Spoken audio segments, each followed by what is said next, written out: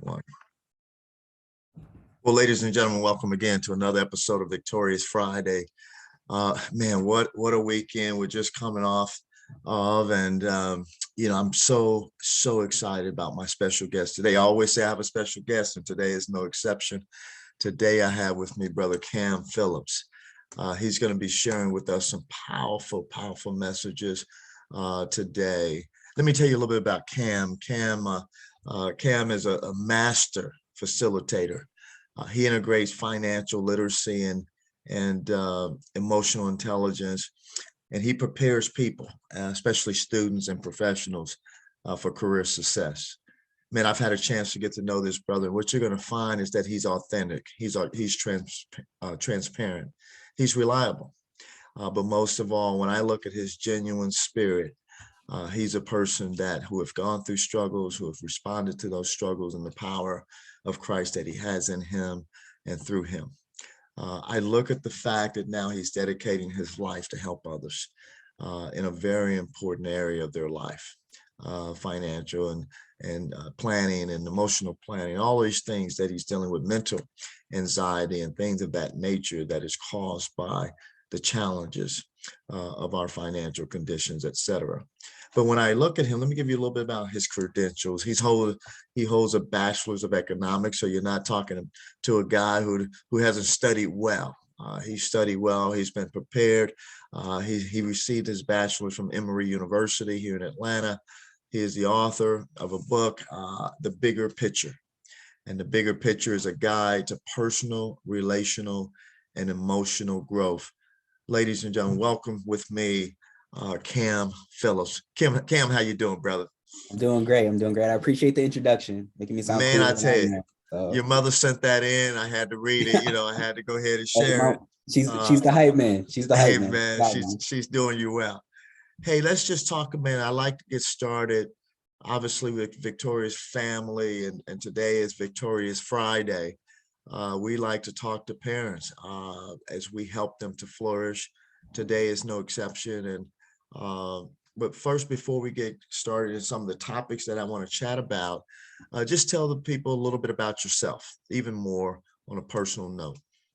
Yeah. So without getting into the full story, from Atlanta, Georgia, raised two-parent household until I was in about 5th grade. So my parents, as most households, you have your struggles, and parents decided to separate. Mom was going through a lot of trouble, financial, emotional, dad on the same end. So they separated when I was going in middle school. So from the time I was in elementary school to now stepping into high school, financial picture looked a lot different. Went from having everything I wanted, PlayStation, playing sports, all of that, to stepped into high school, mom making $10 an hour, have my 2 younger sisters, and just those stresses start to come up that you don't really think about when everything's covered. So that led me to really focusing on finance, focusing on just making money, quick, easy, whatever it was. And luckily I played basketball, which kept me out of a lot of trouble. So I went to Emory University, majored in economics. That started clicking as I was an upperclassman. It was something that made sense to me. I was fortunate enough to get a job at E-Trade. So work trading stocks, doing options trading, all of that, turned into a nerd. Once got on that floor, ended up passing some pretty hard tests, going to another company, working in wealth management. So I was working in a company called Alliance Bernstein, so helping people manage multi-million-dollar portfolios. Had a portfolio $200-300 million. I was just pretty much the sole planner for it. Did a lot of things in there with impact investing, and then went to work for JP Morgan. So after all of that, decided to step away, and we can go into that later, just to fully use my gifts to help people who I had wanted to serve when I went on this journey, but kind of neglected along the way because I was just worried about me. So now I do workshops, I do speaking engagements, I have a curriculum that focuses on integrating financial wellness and emotional wellness to prepare students and young professionals for career success.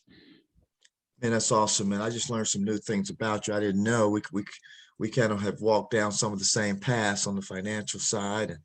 And as I led Citibank for 5 years down in Florida and launched the first financial investment firm for Citibank down in Florida as a test, and now it's a man, it's just to see it goes on. So, hey, I didn't even know some of those things. It's good to learn about you. Well, let's dive right in as we talk about our title. As most young parents, they're dealing with financial stress, and they're dealing with all types of situations. I just read an article the other day that our savings are shrinking as we move forward. It's causing a great deal of stress, great deal of anxiety, and as you know, as you just mentioned, even when parents go from a two household financing family to a one household earning family, it impacts the family dramatically in so many ways, especially financial and emotional, and so many things. It impacts the children as well. And today I want to dive into that as we look at helping families to flourish and dealing with this issue of financial, emotional, and mental anxiety and things of that nature. How can we help parents today? And let's start out by talking about, from your perspective, where do you see the financial tensions today that's having an impact and prevalent on our families? Yeah, I mean, you kind of touched on it already, just the stresses everybody's going through, the pandemic, things going up, things going down, people talking about a recession coming, and just it feels like a constant weight is always on everybody. A lot of families are better than what their parents were. Yeah. Like they're making more money than their parents are making, but it always feels like it's never enough and something's always over the horizon. So that's just a reality that most people live in. No matter what financial level you're at, there's always that type of stress there. But from a more tangible, I guess, area, a lot of people don't have $400 in savings to cover an emergency when that pops up.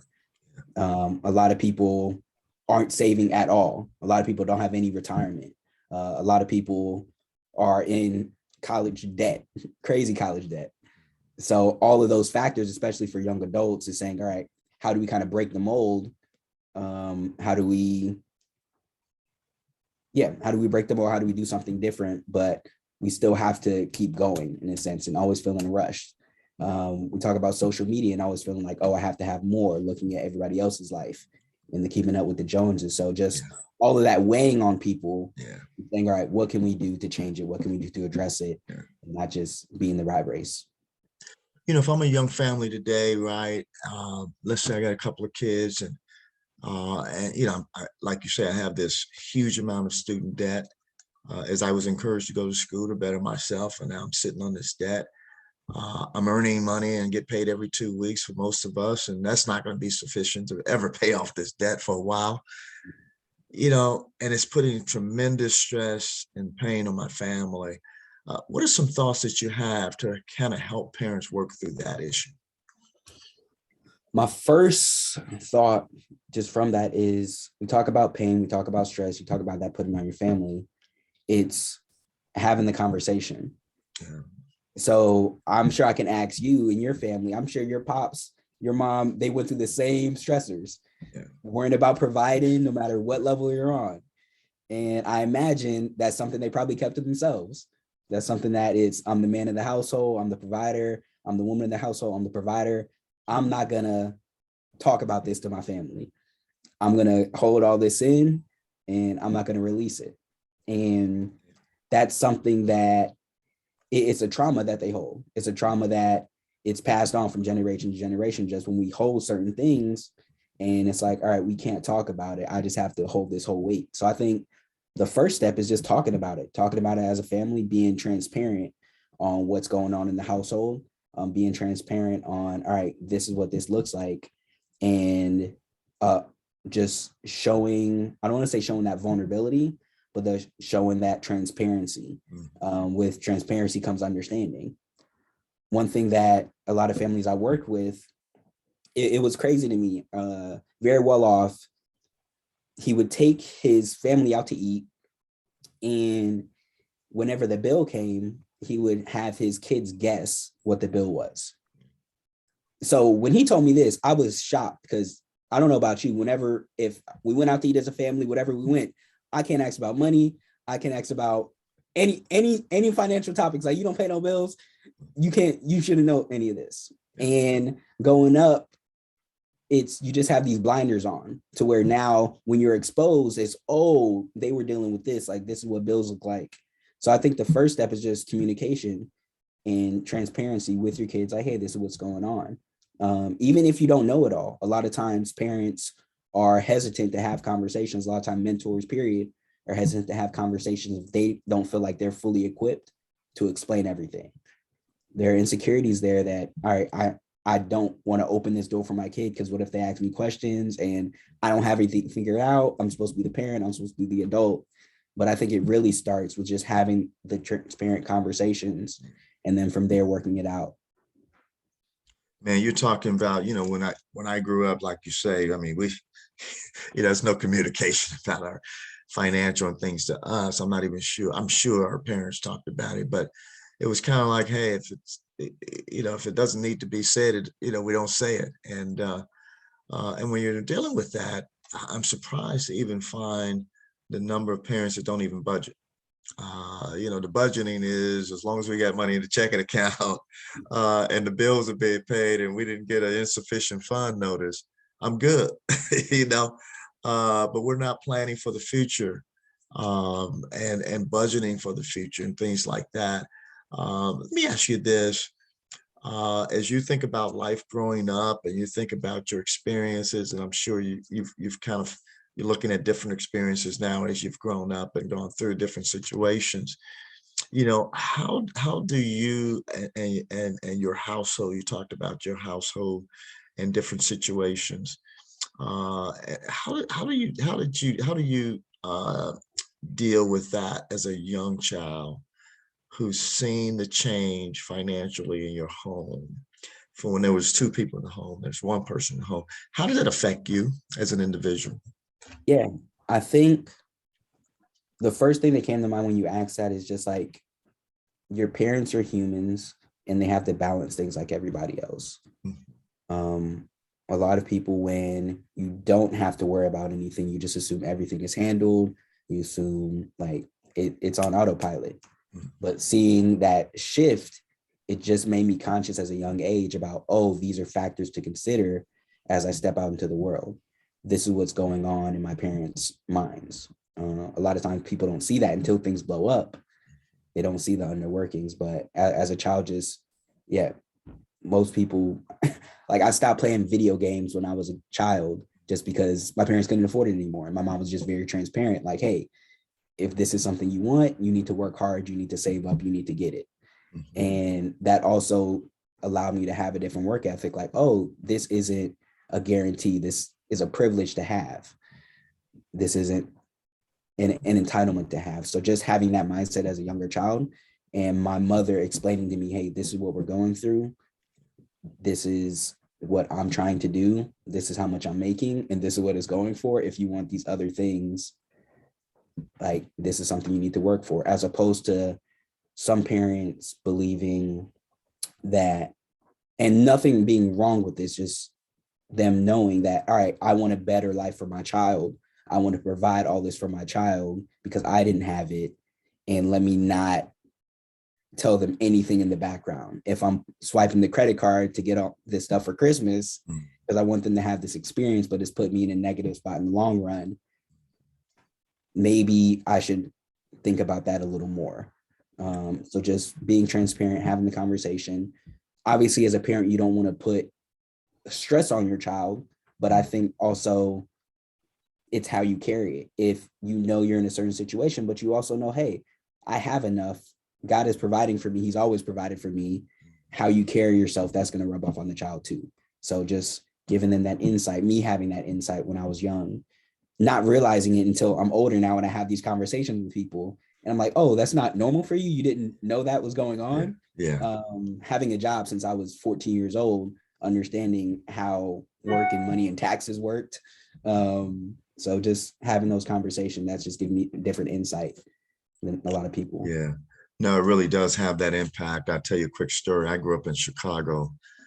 And my parents was actually could be considered middle class. They wouldn't say that, but they at that time.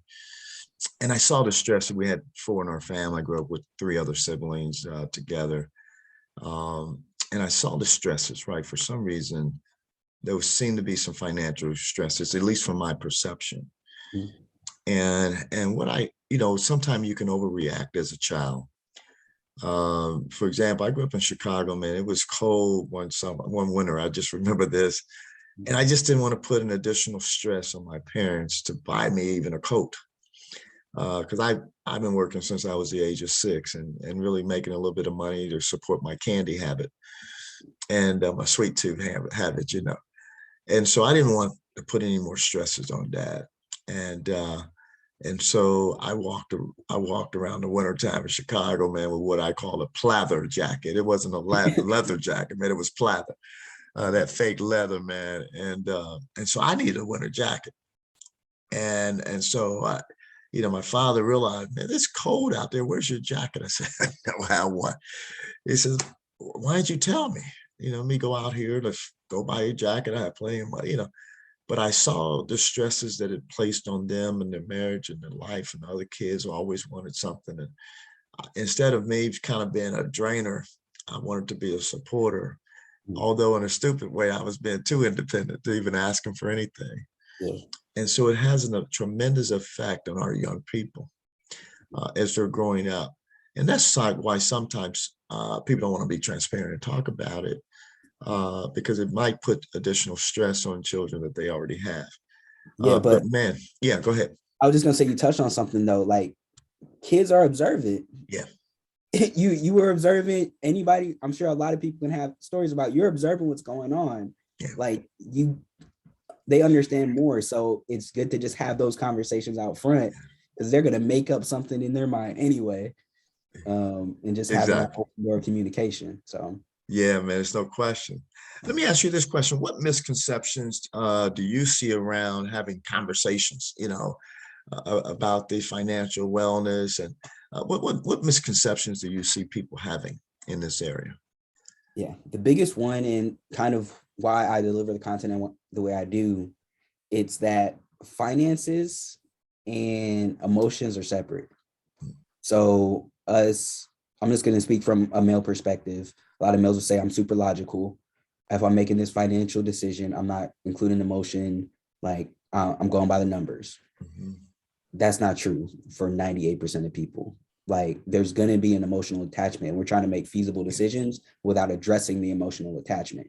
Mm-hmm. Me working with wealthy families and you're going over, right, how do you want to spend your money? What do you want your legacy to look like? The first thing you ask them is, in any way, shape, or fashion, you're asking them, what are your values? Like what's important to you? What's really driving your decision making? And then from there, people say, if you look at someone's bank account, you can see what's important to them, right? So it's really addressing, all right, what are your emotional attachments? How is this affecting you? What emotional decisions are you making point blank period? And which is fine, that's cool, but addressing that portion and then seeing where the finances fall. That's just an outcome.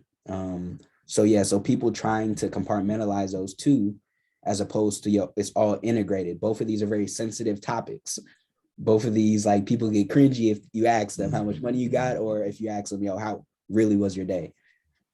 So people try to compartmentalize them, but you have to integrate the two. If you don't integrate the two, like one of them is going to come falling down at the end of the day.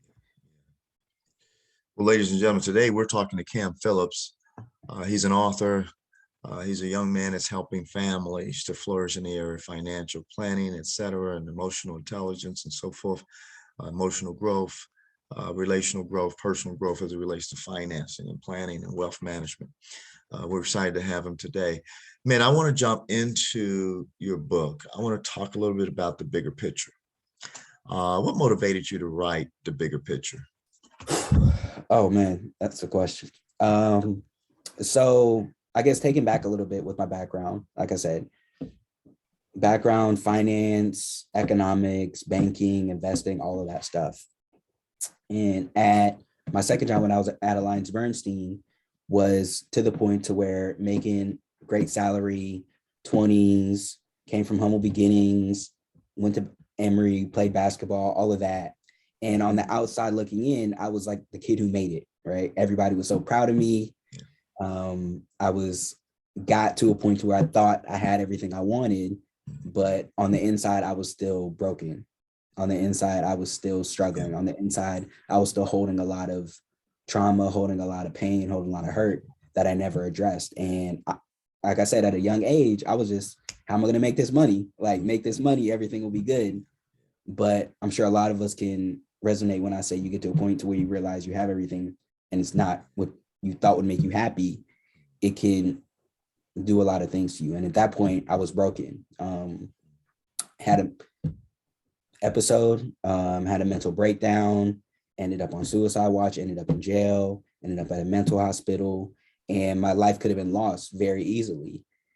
And at that point in time, it really made me have to reflect, have to turn to the Lord really and say, why do you want me here? What have I been doing wrong? What do you want me to see? And that's when he really had me focus on, all right, how are your experiences now going to help people in the future? How can what you've been through, now you have a new sense on life. You've gotten to the point to where you never thought you'd be making this much money. Like, it was like, you never thought you'd be making easy 6 figures, right? As a kid. Your mom was making 20,000 a year. Like, you never thought you'd be making X times that.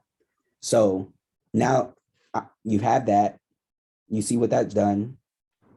It's not, without me, none of this worth it. So how are you going to use your story to impact others? And I just started thinking about different areas of my life to where I really had to transform my mind. And through prayer, through reading, just through mentorship, I decided to write the book. So the book is in 3 different sections. The first level is called Values to Vision. So Values to Vision works on establishing your core values. How do you tell your story? So going back in the past, seeing your ups and downs, your future self. How do you see your future self? A lot of people have a limited scope of what they can be, of what they can do based on their surroundings. How to set a purpose-driven mission statement. So your personal mission, what's driving you every day, what's aligning your everyday actions to your bigger picture goals, and then taking people through how to set a purpose-driven goal and through those action plans. The next part is called the 5 C's of connection. So me coming up, I've always been good at connecting with people. I was never the best student, but I knew, all right, in order to get this deal done, in order to get this grade to pass, I need to be friends with the smartest people.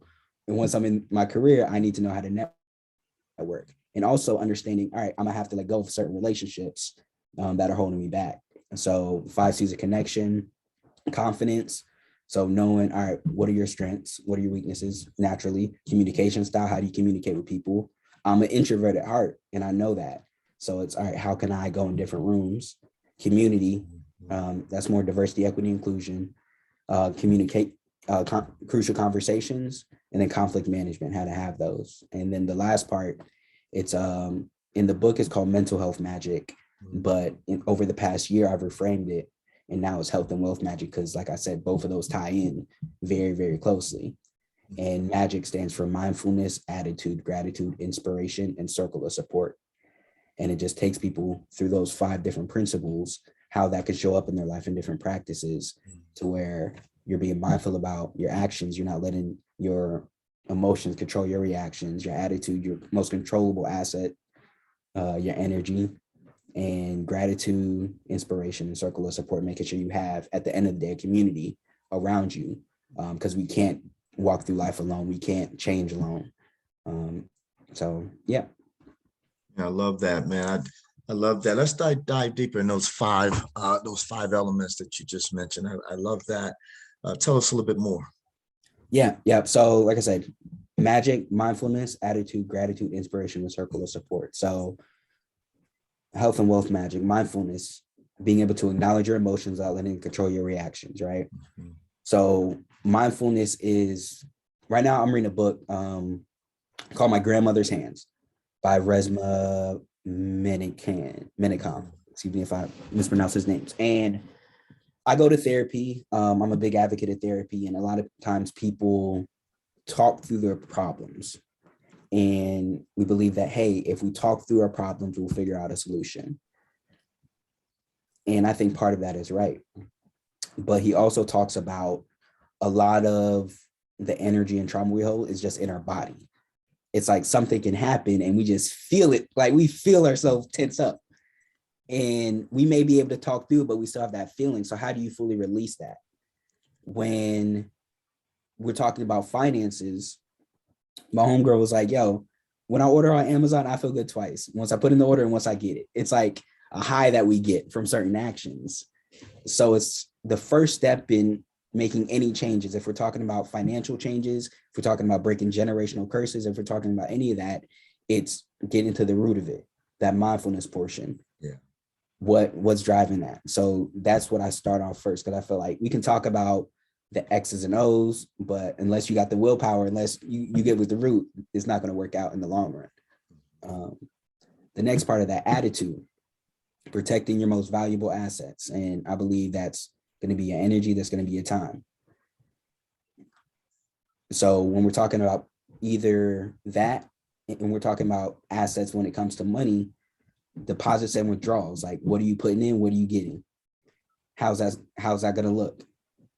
When we talk about what are we spending our time on, that's where I kind of go back to having a personal mission and saying, all right, I'm going to work. And I'm sure you're a busy dude. You have to figure out like what makes sense for me to spend my time on, what makes sense for me to spend my money on, and finding out a way to not let your emotions take over. So if that's through automated transfers right when you get your paycheck, right? Like you get your paycheck, it's trying to figure out how much to save, how much to put the bills, how much to do all of this. That's stressful in itself. Go ahead, automate that joint. Like don't get that process out of it. Yeah. So taking people through tools like that. When it comes to gratitude, living within your means, knowing that what you have is enough. So part of that is just being able to decipher what are wants, what are needs. Part of that is knowing, all right, what's good credit and what's bad credit. What debt is necessary temporarily and what you don't really need that, bro. So if we're talking about purchasing a house, obviously that's something most people aren't going to do with cash. You have to develop your credit to make that purchase. But if you're talking about, oh, these new Georgias came out, I need to get in my pay, like you may want to evaluate what you're using your credit for. If you're talking about buying groceries, it's like, all right, maybe it's cool if you're trying to build your credit, put that on a credit card, but at the end of the month, pay that off immediately. Yeah. So you're building it up. So it's just, all right, when we're talking about gratitude, knowing your needs, knowing what you want, being grateful for what you have. And honestly, I was thinking about this earlier today. I had a moment, I try to spend a moment with the Lord, and he was just like, Cam, rejoice in the small blessings. A lot of times, especially probably worldwide, but especially Americans, it's this rat race. It's this, I need to get more. It's this Instagram. And we don't even take the time to rejoice in what we have. And through rejoicing, like the Lord will give us peace. And once we have that peace, we don't feel like we need to do that race. And a lot of those stresses that we talk about don't really affect us. We have a peace that surpasses understanding, right? Mm-hmm. So once we have that, we can just move differently. The inspiration portion. So I think everybody wants to make an impact in some way or another. One of my friends, he challenges Simon Sinek's like start with your why, if people are familiar with that, because he's like, I think most people have a similar why. Like they want to help people, they want to serve their families. But with that, he talks about a struggle moment. So if I am going to work every day, which most people have to, if I'm going to do this, like what's your inspiration behind it? And how is that showing up? Some people, I quit my job. I left a 6-figure salary to do this. Most people aren't called to do that. You have to be a certain amount of crazy to do that. But you do want to figure out, how am I serving people? How am I using God's gifts to serve others? So figuring out that inspiration, whether it's through impact investing, whether it's through philanthropy, whether it's through service, whether it's through working with a mission line organization, figuring that inspiration part out. And then the last part is circle of support. So I will be the first one to tell you, I had trust issues for a million different reasons growing up, whether it's daddy issues, whether it's friends, whether it's people trying to take advantage of me, always had trust issues. And it made me want to isolate. But in isolation, that's honestly where the devil wants you, low key. Like, and if you don't have that counsel around you, there's safety in a multitude counsel, like you're gonna fall. If you fall, who's gonna pick you up? So being intentional about creating that community around us. So whether that's a circle of friends, which I have blogs and articles that talk to high schoolers about questions I ask, whether that's, all right, I'm looking for a certain type of advisor and feeling like everybody wants to take advantage of me. What type of questions are you asking? What type of help do you need to get? And then also just as an adult, having an accountability group, period. It could not only be your pastor, not only be your therapist, but just having that personal board of directors around you to say, all right, like I can make as much money as I want, but if my kids don't like me, it doesn't really matter. I can make as much money as I want, but if my wife hates me whenever I come in the door, it doesn't really matter. So who's keeping me accountable in those areas? And just being able to build that circle of support to be happy in the long run. And that's so good. In a second, I want to jump into this emotional and mental growth and health and stresses. But before I do, just your story reminded me, as you were going through, Warren Buffett once said that, when he was asked to describe success, and he described it this way. He said, when you die, for those that you love you back. That is success. And you mentioned, this isolation and how we need to break through that. When I look at a support group, I look at those that can help in so many ways. But I always say, I have friends, I have acquaintances, and I have really people that walk with me and support me. And when I cry, they cry. When I laugh, they laugh. They share in my emotions. They share in my stresses. They pray for me. They walk with me. They want to lift me up and be a support for me. And it helped me to just kind of analyze relationships and really put them in a proper perspective. Because there are people who support me, who like me, who want to be a part of my life, but they're really acquaintances. They're not going to cry when I cry. They're not going to laugh when I laugh, and so forth. But they would, they'll support me in different ways or just be there for me. And then there's friends, they'll be with me. But then there's these warriors. I call them relationship warriors that walk with me and cry with me and pray with me and there for my family. And there's just a few of those. If you can just have a few of those in your life. So all of this ties in because when I think about financial, which is one of the most challenging topics for people to really have a conversation on. And this isolation, see if he can keep us in shame, blame, and guilt. If he can keep us in that area and pride even, and all those areas, now that spirit within the side of us that I call a natural man spirit can really wreak havoc on ourselves.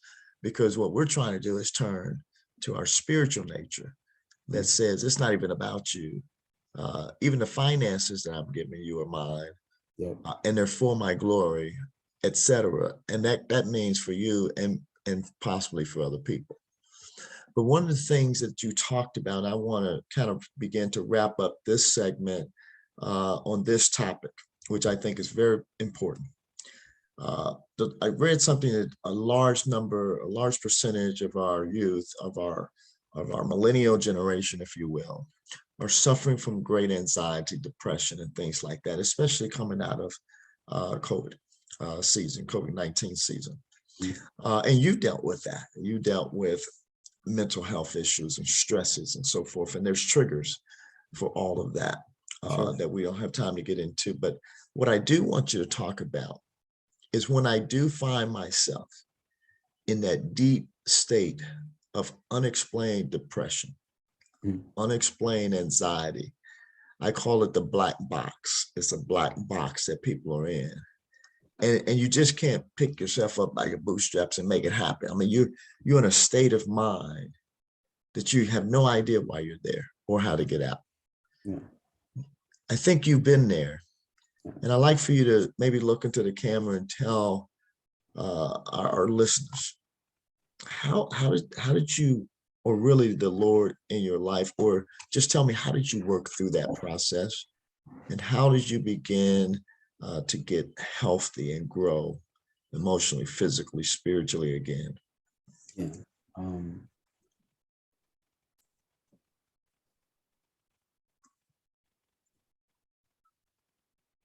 So I think the first step is like you're in that black box, like you said, and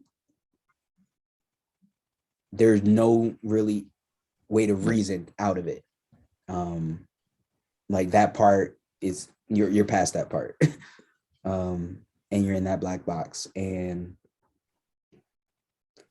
I think the first thing I had to realize, and still I tell myself this almost every day to keep from ever going back there, it's two things. It's going to be okay, and it gets better from here. So if I'm sitting here talking to you, if I'm having a conversation with somebody, if someone else is talking to me and they're going through whatever they're going through, that means that whatever they've been through in the past, they made it through. Like God has never forsaken them. God has never left their side. He's always been there. So it's that first step of knowing everything will be okay. As I began to, and I think sometimes, at least for me, God needed to, I'm stubborn. So I needed to be knocked on my knees to be humbled and know when everything else falls, who I turn to. And now, instead of that being a last resort, it's the first resort. It's not me sitting here trying to spin my wheels and then coming to God later. It's me seeking him first. It's me not relying on my own understanding, but relying on his. And as you begin to do that, I remember I literally prayed, because it's like you're fighting demons. Like you got demons that you're fighting every day, and you feel like, yo, I'm not strong enough, but we all know like it's not my strength that's ever going to conquer it. And we're trying to, I mentioned before, like have emotional attachments that we can't let go of. We're slaves to those. We're slaves to a lot of things. But I remember I literally prayed for 3 months for God to transform my mind. I was praying scripture. I didn't even know I was praying scripture. And it really was through that process, that everyday process, understanding, all right, it's not going to happen overnight. I didn't get here overnight. I didn't get in this box in one day. It may have been a trigger, but it's a lot of stuff weighing and knowing, all right, every day is just about taking that step. Yeah. Every day is just about building habits. It's about getting momentum. And then, yeah, and for me, it was waking up early. It was just spending time in prayer. It was journaling. It was therapy. It was all the resources. It was humility, saying, oh, this can be for me. It was the gratitude portion, being thankful that I was alive, because I easily couldn't have been. So it was me really taking a step back, and all these things that I was stressed about, all these things that had put me in the black box, realizing what was actually important, leaning on God for the strength to break all the attachments that I had, all the attachments to whether it was social status, whether it was impatience, forgiveness is a huge thing. Pride, you mentioned, being able to release all those and really turn to the Lord, because without him, I'd be in the same spot. I tell my homies now I wake up early and spend time with him, not because I'm a great person, because I know I'm a terrible person without him. Like, so now that you have that momentum, it's easier to stay out of it. And I don't wake up early every day. I don't read my Bible every day. I'd be lying if I said I did. But that's why it's important to go ahead and build that community around you too, to where I'll call my homies. I'm like, hey, bro, I'm going through this. I'm going through that. And their first thing is asking me, oh, like, cool. Have you been in your word? Like, what's that momentum look like?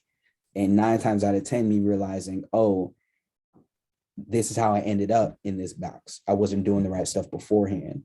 So once you're in it, it's just remembering, all right, just first step, I can make it out. And I'll just throw this in there. Once you can be in the fire and really, really transform your mind to embrace it, to really say, all right, how is this suffering going to create endurance? How's this going to create character? How can I glorify God through whatever I'm going through right now? Then you're bulletproof. So whatever you've been through is going to make you stronger on the other end. Point blank, like it has to. If it's not going to kill you, it's going to make you stronger. So if you can be in that black box and realize, all right, this is not only something that's going on right now, but once I make it out, because I will make it out, how am I going to use this to glorify God? How am I going to use this to help impact others? Then it just gives you that additional motivation. So Yeah, I love it. I heard a lot of things in there. One, I heard this affirmation, hey, this is not the end. I'm going to make it out. Two, radical dependence. I can't get myself out of the box, but he can. And I'm totally dependent on him to do that. Three, there's a story, a great story that comes from this that could even be part of your testimonial. And four, the power of prayer, the power of reading God's word, the power of worship and being amongst community. Those are all powerful things that we are to do in life, but especially as we're dealing and we're trying to work through that black box experience. And so, Kam, just great messages for our people. And then I think about what can parents do? They want to help, right? They got the child, their loved one, they're trying to do the best they can. They're not, counselors, they're not psychiatrists, they don't have the professional training. What can parents do from your perspective? What can a parent do to help a child through that experience? Lead by example. Hmm. Lead by example. It's I forgot who told me this story, but they were talking about getting their kids to read, and how you gonna get your kids to read if you don't read? Hmm. Yeah. So just living, being that light, loving them unconditionally, being patient, allowing them to go through their process, but at the end of the day, just being that example, being that leader, knowing you're not perfect, but as they see that, they'll gravitate towards that. Awesome. Yeah, I love that, man. Well, in a minute, I'm getting ready to, in probably 2 seconds, I'm going to give you an opportunity to wrap this thing up. We always like for our listeners to hear from our guests as the last word. Before I do, and to give you a little moment to think through what you might say, we welcome you, our listeners.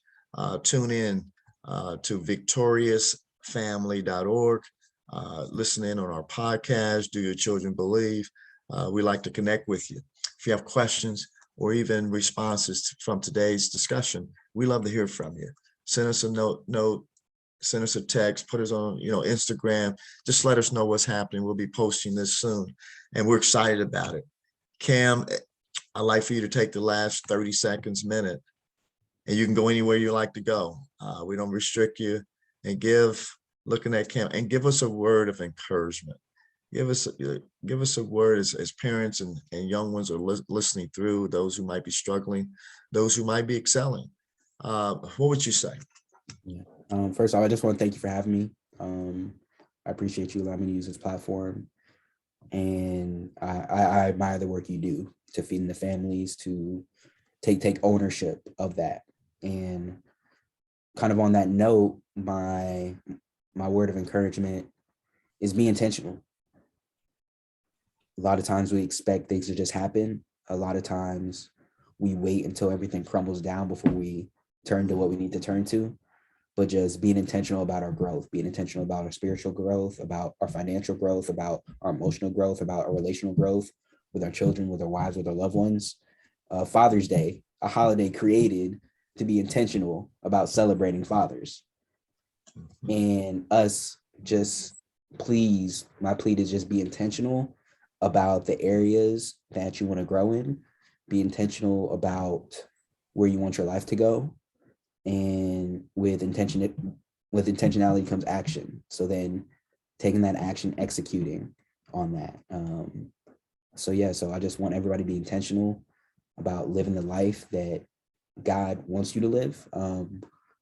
Having a peace about it, turning to Him, seeking Him first, and yeah, everything else will fall in place.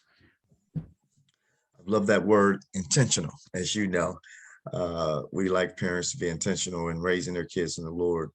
And we based on an Ephesians 6:4. Fathers really speaking to parents, do not exasperate your children, but bring them up in the training and instruction of the Lord. And so we leave with that word of encouragement. We thank you, my friend. Kam, it's been an honor. It's been a pleasure as always. Thank you, And man. let's connect soon, man. Awesome to have you on board. Love you, man.